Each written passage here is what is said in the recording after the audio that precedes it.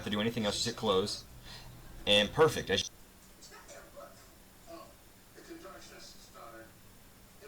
you can see, the green screen, the filter effect for the chroma key is now. Let's just enlarge this to make it so you guys can see what's up. You're done, guys. That's it. So if you have any questions, if you need help, as always, don't hesitate to ask. Leave a comment below. If this helped you in any way, like, share, subscribe. I will see you guys next time. Happy gaming. Peace. That's actually his video, and it'll be copyright now on my video. But yeah, exactly just like that. But mine didn't do that, as you've just seen. Right click it.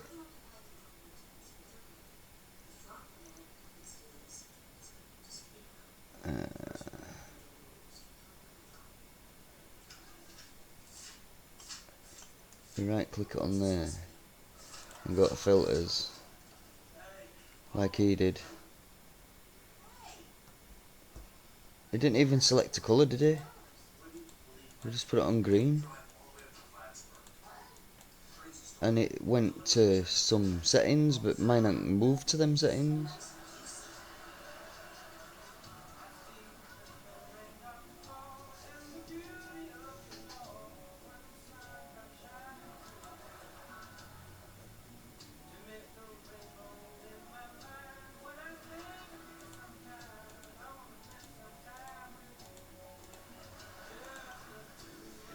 So I don't get it at all.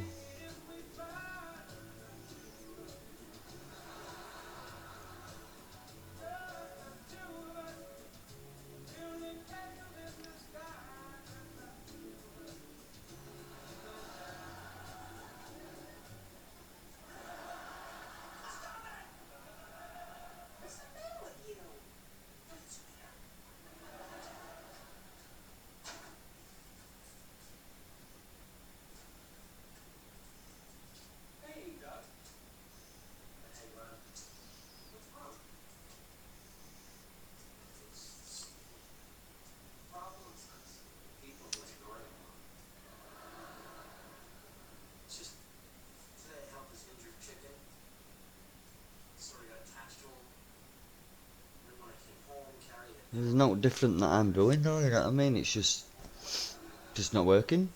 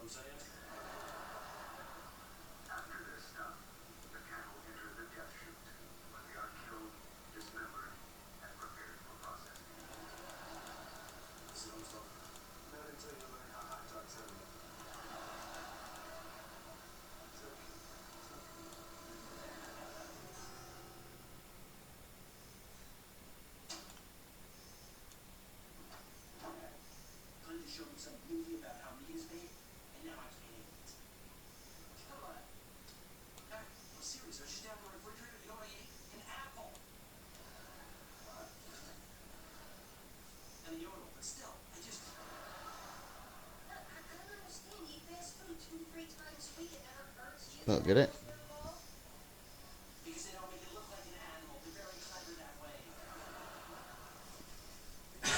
Yeah, I hope I can figure it out soon as well. I don't want to keep having to buy webcams every 2 minutes.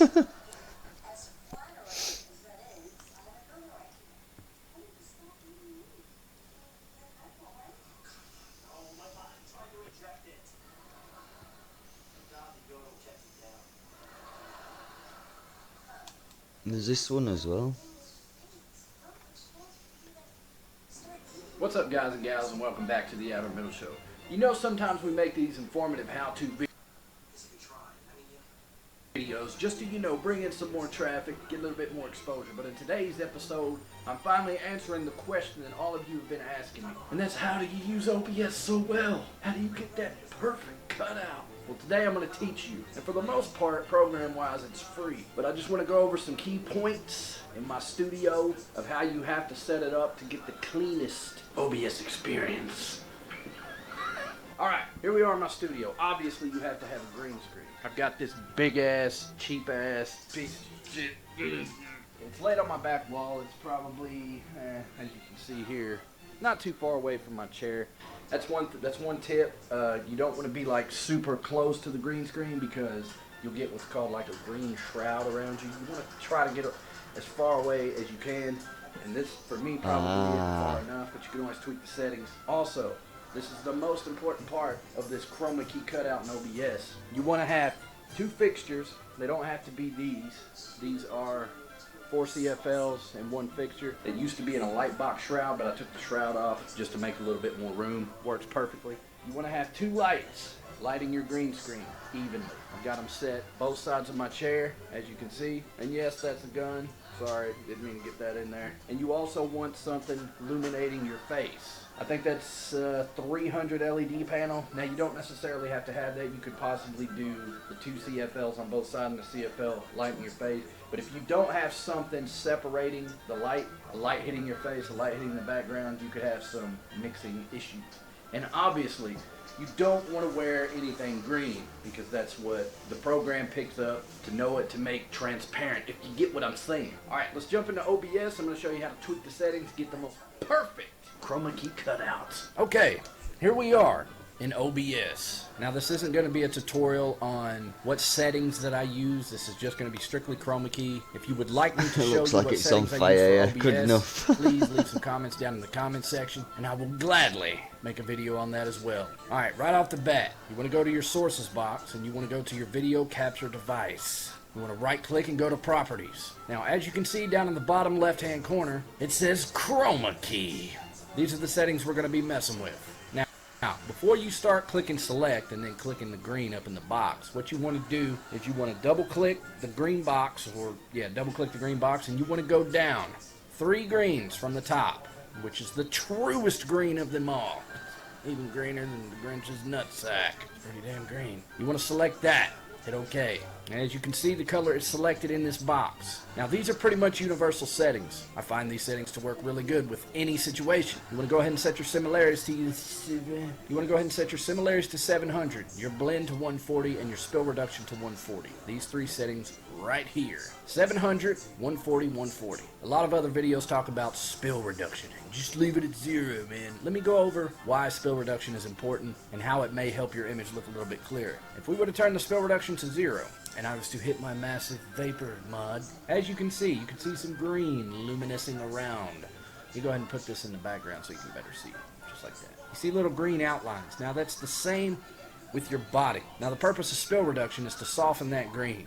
Take it to 140, and now you can see it's kind of got like a purplish outline instead of a green. All this setting does, and I find it very useful, is if you have a green outline going all the way around you, this softens it. Now, this may not be the case depending on how you've got your lights set up. And I cannot stress enough how important it is to have a face light. Not just the lights illuminating your green screen or a light above your head.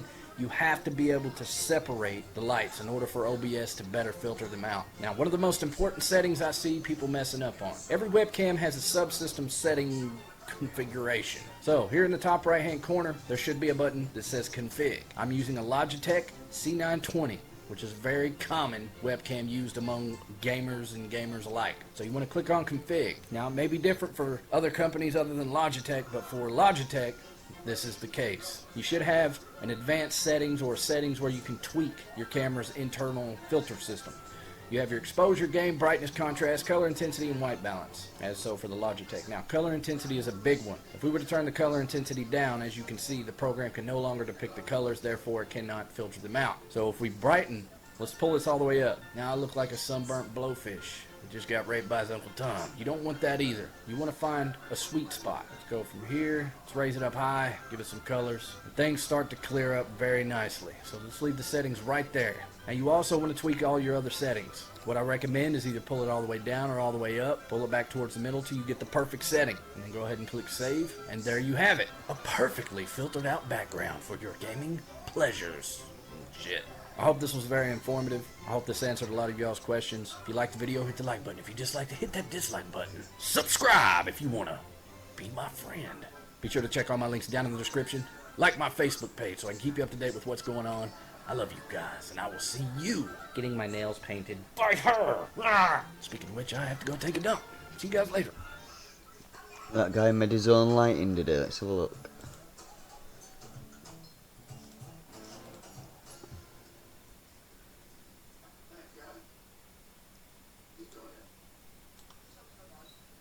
No, not that one.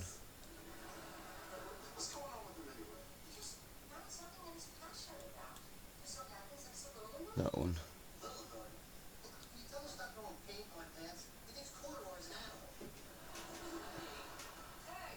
Hey, what's up, Nerdgasm fans? It's 3 a.m. I have insomnia, so we're gonna make a video.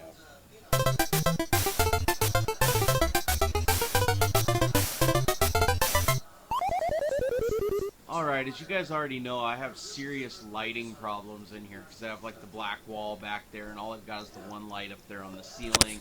So I have to deploy a bunch of other lights. So I thought it'd be cool if I could put a light like right there and then another light like right there.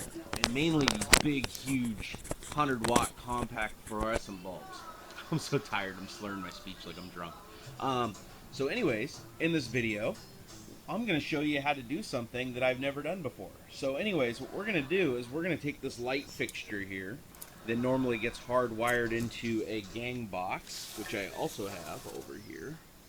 Filming this whole thing on my phone, guys. Sorry, I'm not bringing out the big equipment because, like I said, this is an insomnia video.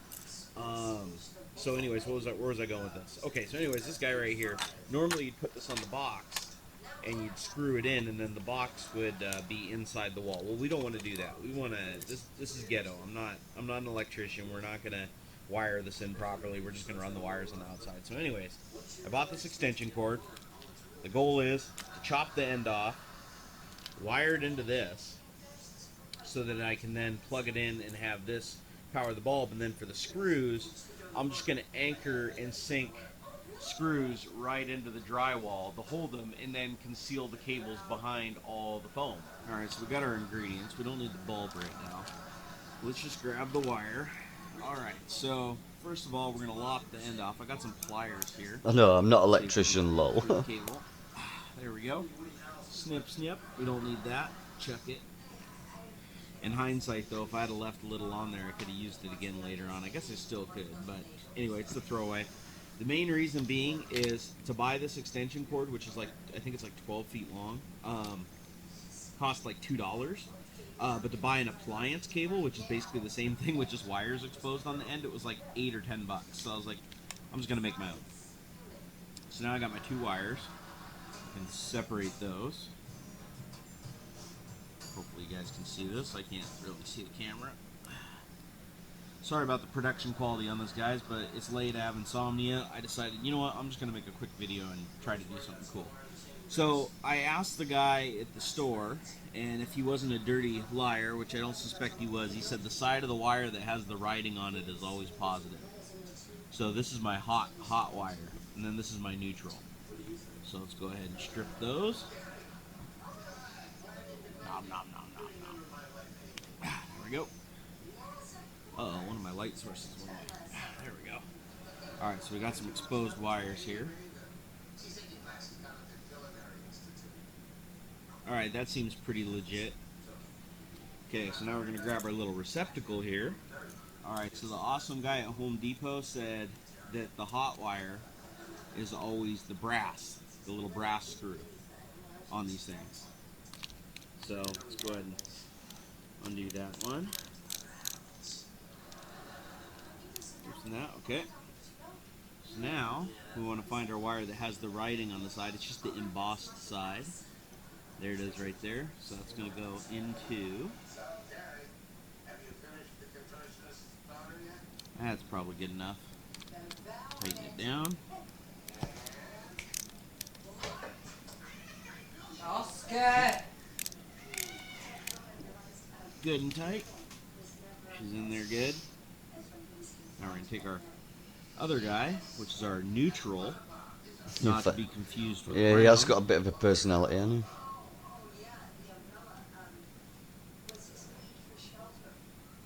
sure we're not crossing the wires in there.